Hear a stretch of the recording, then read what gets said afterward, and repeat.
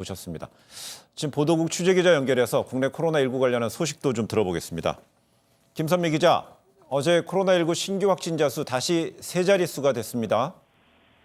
네, 확진자가 어제보다 100명 늘었습니다. 네. 하루 새로 확진된 인원이 최근 두 자릿수를 유지하다가 사흘 만에 다시 세 자리가 된 겁니다. 현재까지 누적 확진자는 9,137명입니다. 지역별 신규 확진자는 수도권이 35명으로 대구와 경북 지역보다 많았는데요. 경기 21명, 서울 13명, 인천 1명 순이었습니다. 대구와 경북에선 각각 14명과 5명이 추가로 확진 판정을 받았습니다. 국내 코로나19 사망자는 오늘 0시 기준 126명입니다. 전체 확진자 중 사망한 비율인 치명률은 평균 1.38%인데요. 나이별로는 80세 이상이 13.55%, 70대 6.38%, 60대 1.73% 순입니다.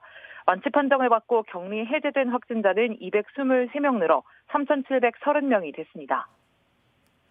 네, 신규 확진자 가운데 상당수가 해외에서 들어온 경우군요. 네, 어제 공항 검역 과정에서 34명이 양성 판정을 받았습니다. 네. 지역사회에서도 해외에서 들어온 확진자가 17명 나왔습니다. 두 경우를 더하면 모두 51명인데요. 어제 신규 확진자 수가 100명이었으니 절반 이상이 해외 유입 사례인 겁니다. 이들을 포함해 현재까지 해외에서 감염된 뒤 입국한 것으로 추정되는 인원은 모두 227명입니다. 국내 상황은 전보다 비교적 안정되는 추세지만 해외에선 코로나19가 급격히 확산하고 있는데요. 방역당국은 다시 한번 불필요한 여행은 삼가라고 당부했습니다. 네, 미국에서도 확진자가 좀 급증하고 있죠. 우리 정부가 검역을 강화하기로 했고요. 네, 오는 27일 0시부터 미국에서 들어온 입국자들에게 14일 동안 의무적으로 자가격리를 하게 할 방침입니다.